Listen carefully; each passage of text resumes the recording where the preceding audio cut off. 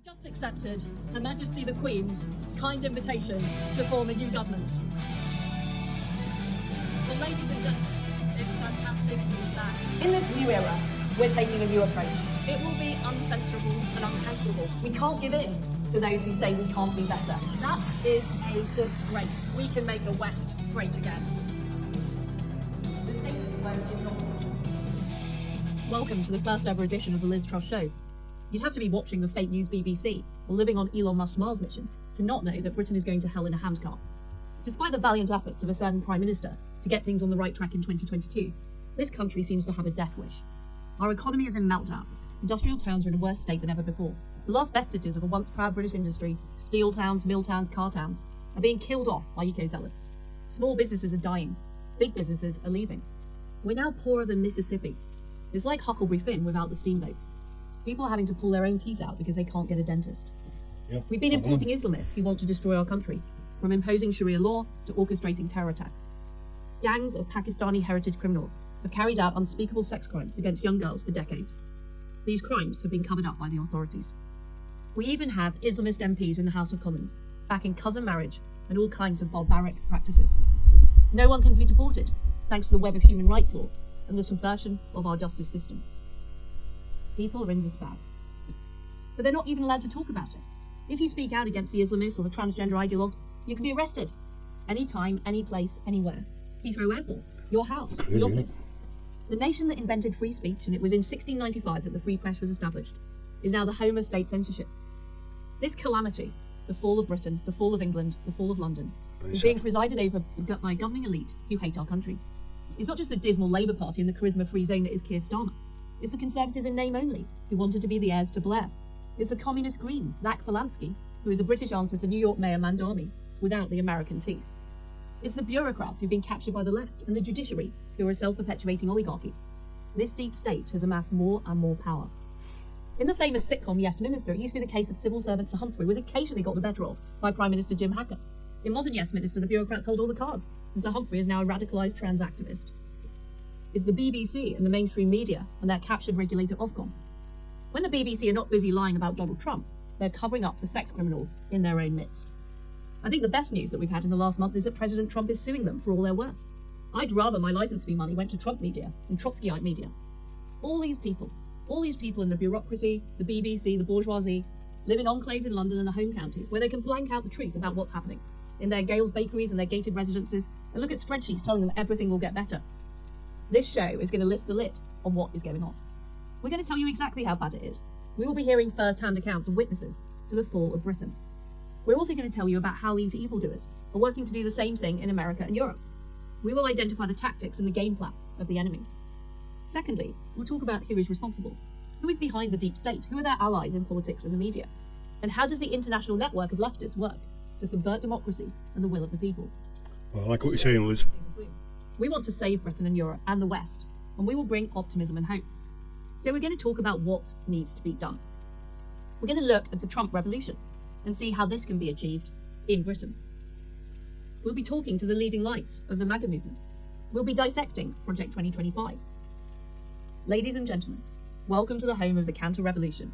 Welcome to the Liz Truss Show. It's great to be joined by Matt Goodwin, who is Britain's #1 Substack, as well as being an academic who's a specialist in these subjects. Like him. Matt, what is the problem in Britain today and exactly how bad is it? Well, I think there are lots of people who would say the problem is mass immigration, the problem is broken borders, the problem is an economy that isn't growing. But the thing that stands behind all of that, I would argue, is the ruling class, is what I would call the new elite.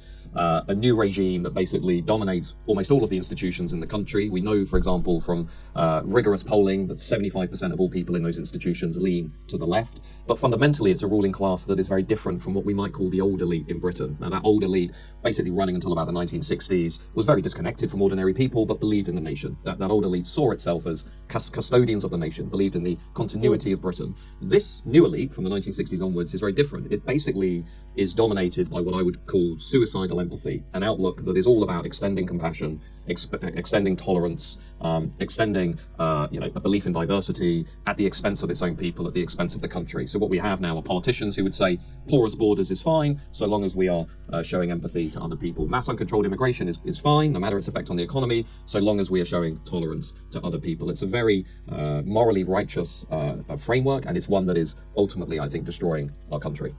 But we see the same thing in the US, don't we? We saw that with the way the Democrats are going, people like Mandami, but back to Barack Obama. You know, the same approach, this idea that the human rights of everybody is just important as the human rights of people in their own country. This self-loathing, actually, just really not liking the idea of Britain. I think this is behind a lot of the EU love, is that people just don't want to be associated with the entity that's Britain. I mean, there's been a ludicrous debate this week about the British flag not even being allowed in Brighton because it's somehow racist to have the flag of your own country. I always remember Sir Roger Scruton talking about the culture of repudiation, that basically what defines the elite class today is not just that they're self-critical, because that would be healthy in a society. We should all be, our own constructive critics. But what Roger pointed out was that politicians, I think especially since the 90s, are now openly repudiating and rejecting their own nations, their own identity, their own history, partly because they see that as a way of winning more social status for themselves from other members of the global elite. So, as you know, I was a MP for 14 years and government minister for 10 years, so I was in that system. And the whole time, I went into politics because I'm a patriot, because I want this country to be great.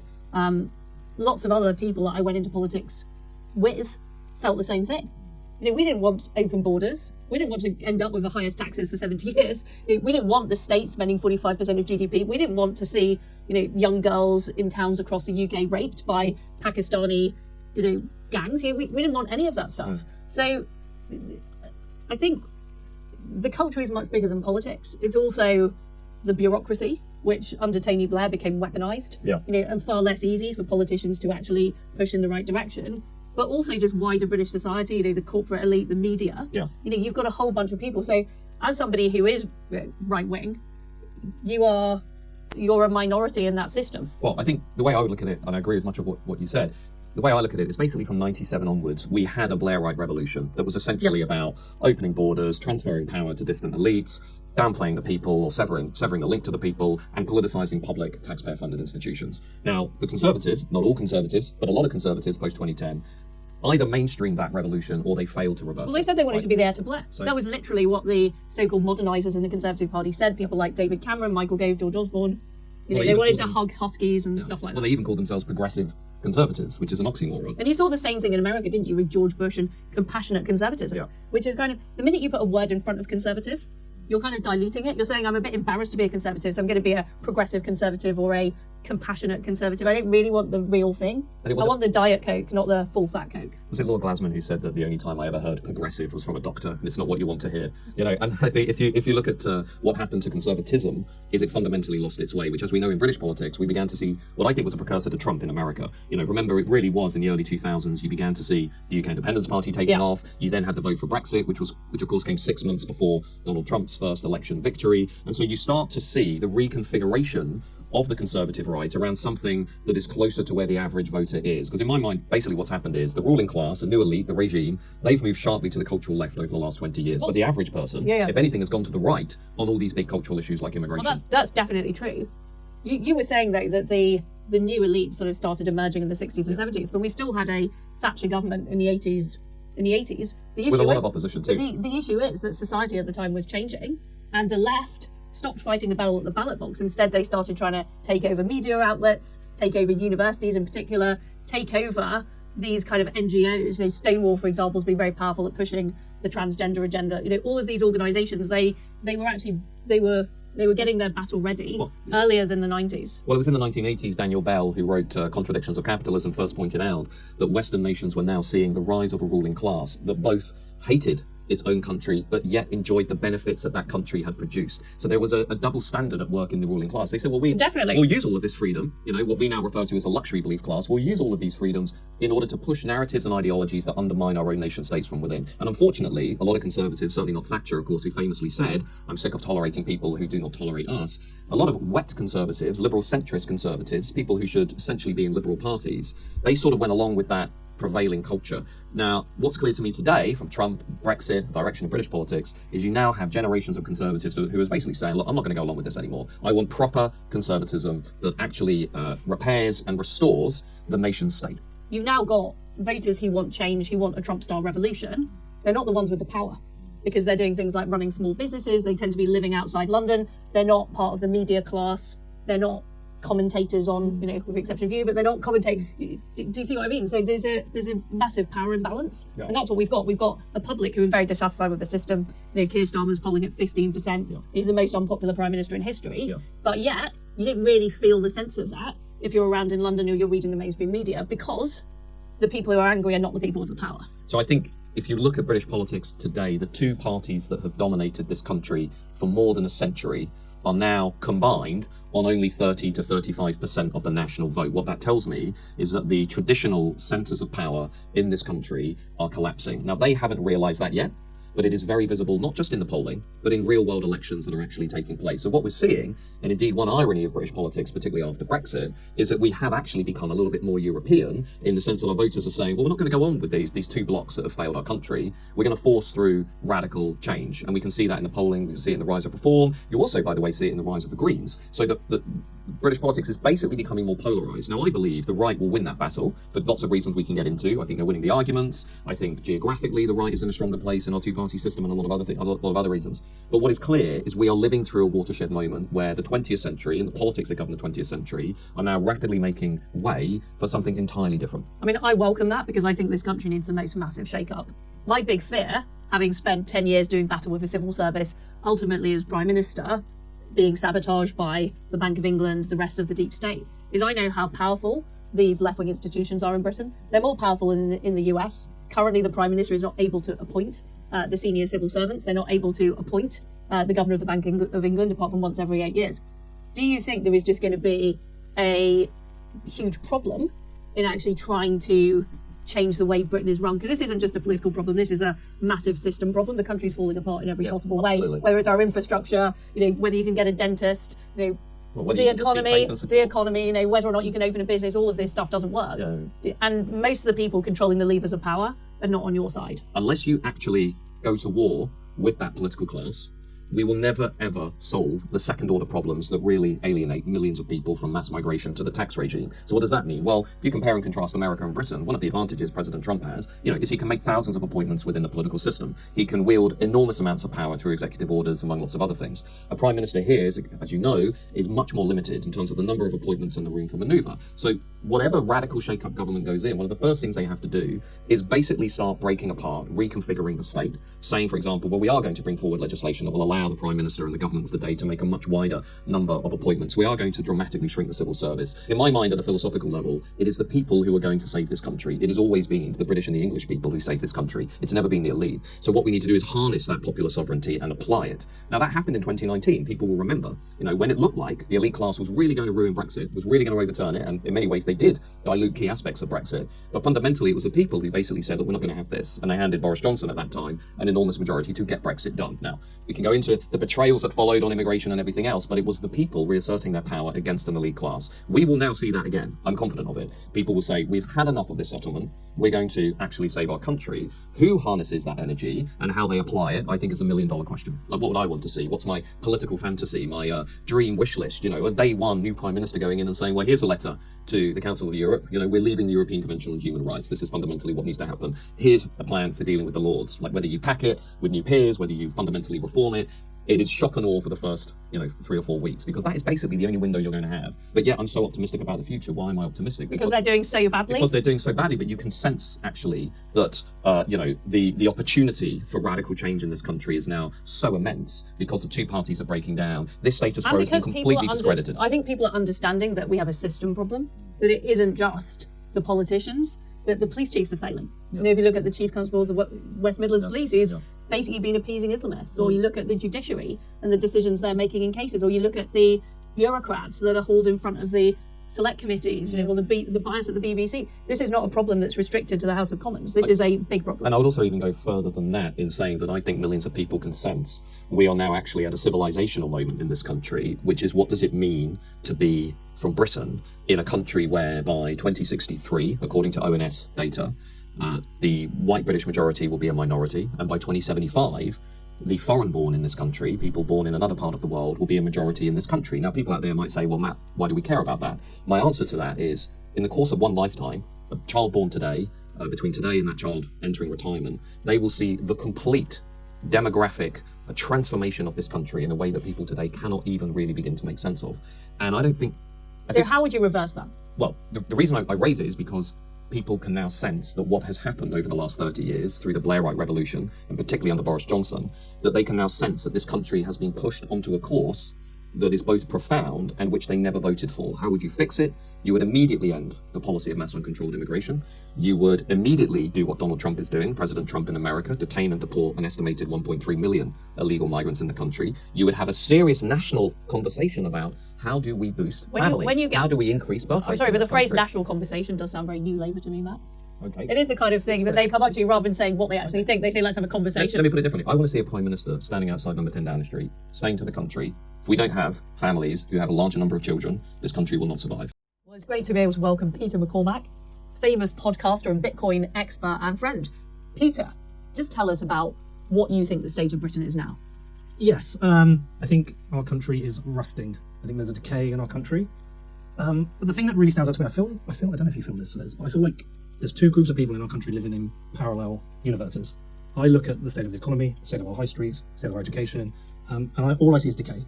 And there's a separate group of people who think everything's fine. Like the house is on fire, like the meme saying everything's fine.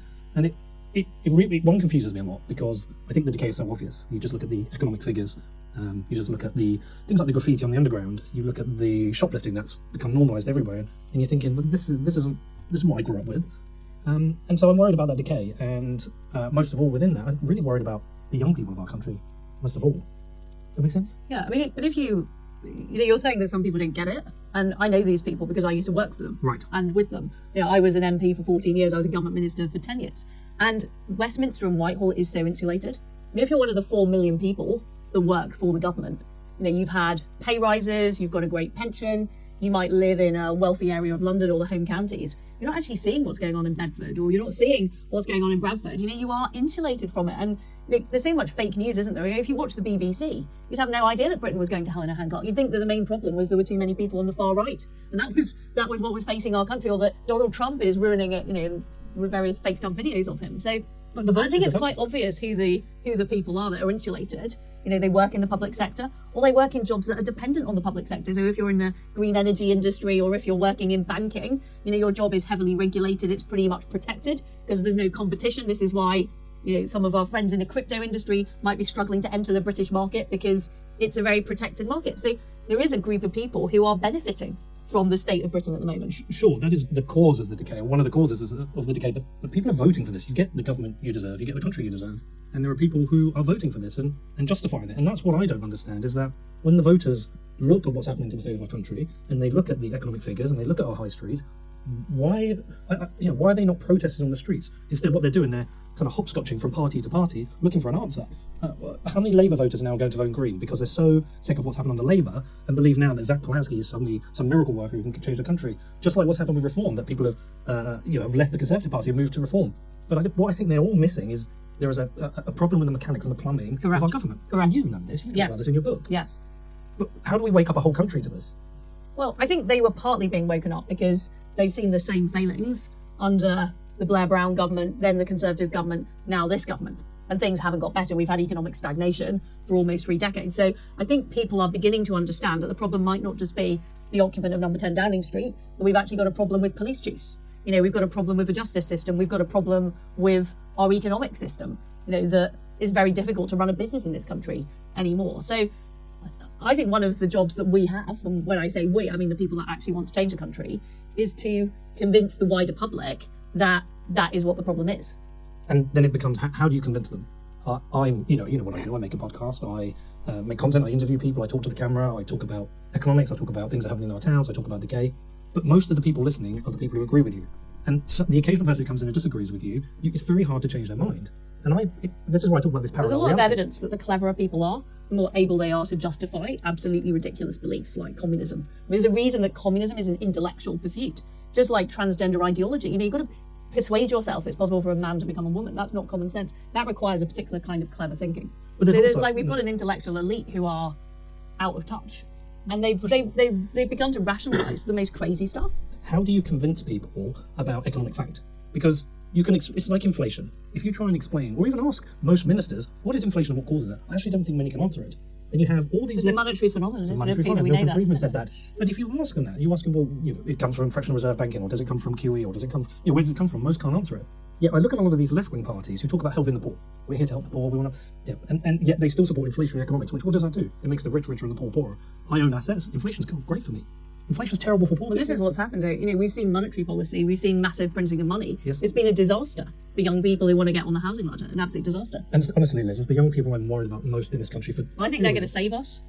I'm a big believer in Gen Z. I think they are the ones that are going to save us. I think they get it. I look at the polling for young people, and I look how many of them are voting for left-wing parties who have fancy economics, and I look how many are voting for conservative parties, and there is a big divide there. And I think we have a problem in this country in that it's kind of not cool to be a conservative if you're young, but it's kind of cool if you follow Rizzle Kicks and you see Zach Polanski on stage with a hip-hop band talking about free stuff here and free stuff here and how society is so unfair. And so I think we've got a problem in that we have to somehow sell conservative economics to the young people of this country. I think it's a huge job. I think about it a lot because so many are being drawn into socialism now, and I'm empathetic as to why, and we've completely let down this But we are generation. a socialist country. I mean, this is what the whole sort of fake news media has failed to convey, which is we spend 45% of GDP on the government. Our taxes are now, I believe, at a record high after the budget. Most of industry is controlled in some way or other by the government, like the energy industry or the banking industry. In what way aren't we a socialist country? And I think explaining where we are, and I think the growth of independent media is really, really important for that. It's why I'm starting this show, is why you do your show. We have to reach out to a much bigger audience, explaining what is actually going on. This is not austerity. It never has been austerity, it's profligacy. I worry about the real authoritarian socialism that could be coming. Most socialism is authoritarian because people don't want to be socialists. Sure, but people actually want to do well in life. They want to be able to buy a car, go on holiday, have children. That is not a socialist dream. But we still have a relative amount of freedom in this country. I've been to Venezuela. We're nothing like what Chavez and Maduro have created there. Yet, when Chavez came in Venezuela, it was great to begin with. He had a great social program. His populism worked. He had great programs for empowering the poor until the price of oil dropped and the money started to run out. What did he do? He jailed his opponents. He clamped down on the press. He took control of the institutions. It was the richest country in South America. It's now a failed state. And I think people don't believe that these kind of things can happen here in our great country. But I think it can. I agree with you. And if you look at the trajectory of Argentina, thank God it's now being led by Milei. Or you look at what's happened in various European countries or Eastern Europe. Freedom's not inevitable, and it can go. And I think one of the issues is the British public have taken freedom for granted. And we've seen law after law passed that sort of salami slices away freedom in the guise of improving security or whatever else. We've seen our institutions taken over by anti-freedom advocates, whether it's the transgender ideologues or anyone else. And we've seen the police cracking down on their behalf. That's the parallel universe, though, because there are people like you and I who believe that, who have studied and read the great books on liberty, who've studied history and seen where liberty has been lost. But there are plenty of people here who are marching it in. A lot of young people are marching us towards what are essentially communist ideas. But the communist ideas are already there. If you look at the woke ideology that's behind transgender ideology, basically saying there's no such thing as a man or a woman, you can become a other, is a fundamentally anti-family philosophy. If you look at the decolonialization agenda, we've got a foreign secretary who's now the justice secretary talking about paying reparations. This is fundamentally anti the whole concept of Britain and British history. These are neo-Marxist views of the world, and they're already in our civil service. I know that from my time in government. They're already there in government ministries. So I think there are a lot of people who are reacting against that now, and we need to name it for what it actually is and say there are Marxist influences in our institutions, and that is what is making this country no longer a home of freedom, because it isn't. It's an embarrassment. We used to be an inspiration for the world. How many people look at the UK and think, that's what we need to be doing now? I don't think there's a single country in the world where people go, we need to be more like the UK. I'm joined today by Alex Phillips, former politician and broadcaster, who's done a lot of work on the problems that we have with migration in Britain. Alex, how bad is it? I mean, it's shocking. If you look at the official statistics for legal migration, we know that with government policy, we're getting up to about a net people 1 million every single year. This is Bearing in mind that some of the best people are leaving Britain. exactly right. So actually, if you look at the gross statistics, it's easily over 1 million. And a lot of these people don't tend to be skilled workers from Western cultures. Then, of course, we have the statistics on illegal migration, which will be the tip of the iceberg, because largely we're looking at people coming over on small boats, those people who are detected as coming over on small boats. We're not looking at people who are overstaying student visas, who are coming in via aeroplanes, who are then losing their passports, people who are coming in on the backs of lorries. And so what we essentially have is this unprecedented inundation of our islands from cultures which, frankly, really struggle to assimilate with our own. And we've heard of some really barbaric cases. And I feel like I read the news every day and it's another 12-year-old or a 13-year-old who's been or attacked. And yet all of these people seem to have been let into the country. What is going on? And these are the stories we're hearing. We're not hearing of all the stories that go unreported, the stories that don't actually even get reported to the police. We tend to only get something in the news cycle if there has been a charge. And we know how vanishingly small that is as a percentage of all sexual assault cases. If you look at the statistics in Bournemouth, reported in Bournemouth, coastal part of the United Kingdom, which now has multiple migrant hotels along the beachfront, it's off the charts. And that just gives you a snapshot as to what happens when you start importing young men from deeply medieval misogynistic cultures who are here to either game the system. Some of them might be here because they are genuinely fleeing persecution, but a lot of them, quite frankly... To be honest, even if they are, why Britain? And why are we paying for them? Right. Why can't these people go to refugee camps or places of sanctuary in their own neighbourhoods? Do you know, I think one thing that isn't spoken about enough is the sheer number of men coming from places like North Africa, coming from the Middle East, who, in my mind, are essentially sexual tourists. There are, without doubt, in my mind, young men coming from cultures where the greatest titillation they have in their home country might be seeing the flash of an ankle. Other than that, the only woman they probably ever see fully uncovered, without a burqa or whatnot, is their own mother.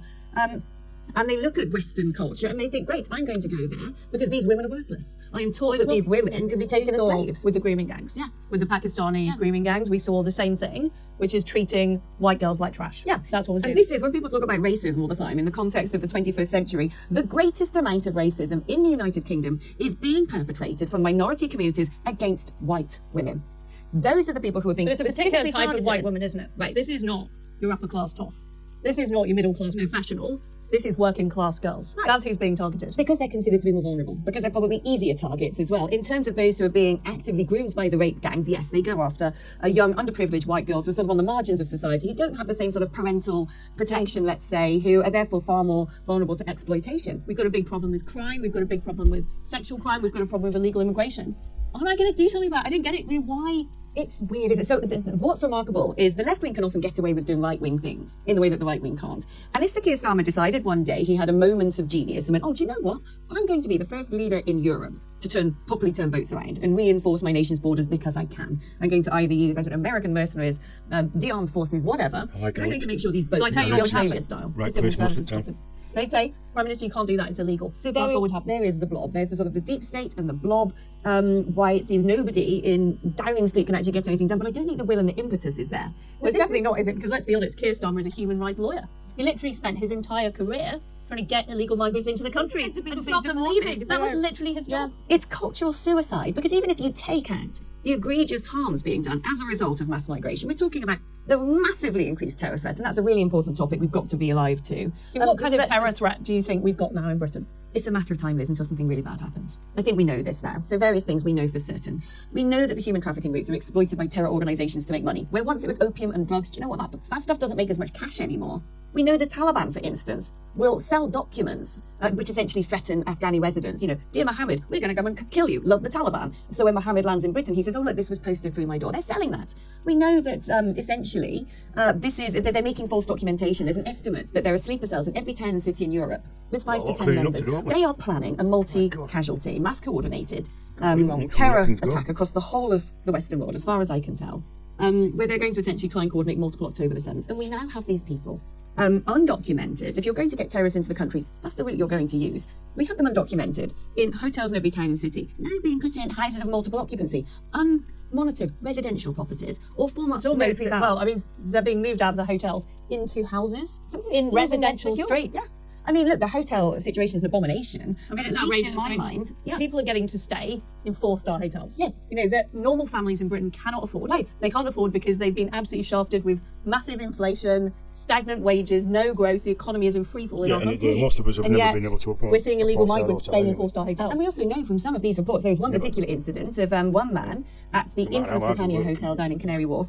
who was a known biggest terrorist. majority of us He'd been are in not gonna be prison able to in Egypt for making bombs. four-star He's then hotel. given, It's not. an appeal for deportation to the United Kingdom. And so you'd think, blimey, this terrorist bomb maker who's now in Britain saying, oh, I want to claim asylum. First of all, it should be a case of get out, you're dangerous. But you'd think that the security services, at the very least, would have eyes on with this guy. Well, no, because one day he goes on a jolly outside the hotel and decides to rape somebody in the middle of Hyde Park. So we also know from various elements of OSINT intelligence from other nations that things like weapons caches are potentially being smuggled in via small boats. This is how they got a lot of arms into the Gaza Strip. It wasn't just tunnels from Egypt, but also they would have boats coming in from places like Cyprus where they would put a weapons cache into the sea with a detector, and at night time under the cover Scary of stuff. darkness. It is totally scary stuff. But Yeah. again, it seems to me that if you spend enough time in central London and you avoid various parts of the city, But it's spreading. So this is the thing. And actually, with the illegal migration, as government policy is now, for instance, to move migrants from hotels into former army barracks. Now, the interesting thing about that, those barracks are largely in rural communities that hadn't got any migration. Around the barracks, you'll have villages of about 600 people, where all of a sudden you're going to have 600 undocumented men from principally Muslim countries. You'll have families in these villages who are connected to the armed forces, and 600 men coming over who probably want to murder the UK armed forces. So this problem is going to just keep spreading and spreading and spreading. And I was thinking the other so what day, can be done? What can be done? Because we've heard about the terrorism, we've heard about the sex crime, the just sheer unfairness of illegal migrants basically getting more rights than British citizens. And that's the fundamental problem with the Human Rights Act that Tony Blair passed. It was giving rights to people who weren't Britons, the same rights as our own people, and people are beginning to wake up to that. So what can we do about this, Alex? it's got to be a multi-pronged approach. It's got to be extremely That sounds very New Labour of you. Does it? Yeah, multi-pronged. Have you got a raft of solutions for us? I have a dinghy crossing the channel with solutions. No, what needs to be done is we need to completely overhaul the legislation that enables these loopholes, that prevents deportations, etc. Has to be completely exercised from our political system. And then we have to begin a process of deporting anybody who's come here illegally. We then have to go deeper than that. And this is where it gets more delicate. But one thing I think that would be extremely important is as well as the stick, you need the carrot. And you also need other pressures, which will hopefully start encouraging people to move on out of the United Kingdom who don't adapt to the United Kingdom. I want to thank my guests for coming on the first ever Liz Truss show. What we've heard is that Britain really is in a very, very bad way. A once proud country is now hugely affected by mass migration. We've got a problem with grooming gangs. We've got a problem with the economic decline and the stagnation and falling apart of our towns across Britain. We've got a problem with free speech, the fact that the authorities are trying to cover up what is happening. What does this come down to? Well, this fundamentally comes down to a problem with the British establishment, the ruling class, the elite, whatever you want to call them. It used to be the case that they were traditionalists who believed in Britain, who believed in our country. But over the last 50 years, we've seen the rise of the left-wing woke elite who hate Britain. They hate everything our country stands for, and they want to destroy the very basis of it. The idea of who can be a man or a woman, you can change that on your passport, or the idea that somehow Britain should be ashamed of its history and we should be paying reparations to countries rather than being proud of what we've given the world. This elite has become embedded, this attitude has become embedded in our institutions, like the civil service, like the BBC, like the police and the judiciary. And what is clear is that the mass of people in Britain are thoroughly fed up with this situation. This is the most unpopular government in our history. In fact, the government's been called out by leaders around the world. But there is cause for hope and there is cause for optimism. The first thing is that the public recognise what the problem is. It isn't just who the current occupant of number 10 is. The problem goes deeper than that. It goes into who is running our key institutions, who's in charge in the corporate sector. What are entrepreneurs and businesses doing to actually speak out against the economic stagnation and decline in our country? Is it possible for us to have a Trump-style revolution? Well, I think all the ingredients are there. We've got a public who is fed up and frustrated. We've got people, including the people that I've had on my show, who are ready to start taking action, who want to stand and be involved in politics, who might want to work in the bureaucracy, who might want to take on some of those institutions. What I want the Liz Truss show to be is somewhere where these counter-revolutionaries can come together, can share their ideas, and we can get ready for what will be, I hope, a momentous period in our history. Thank you for joining me.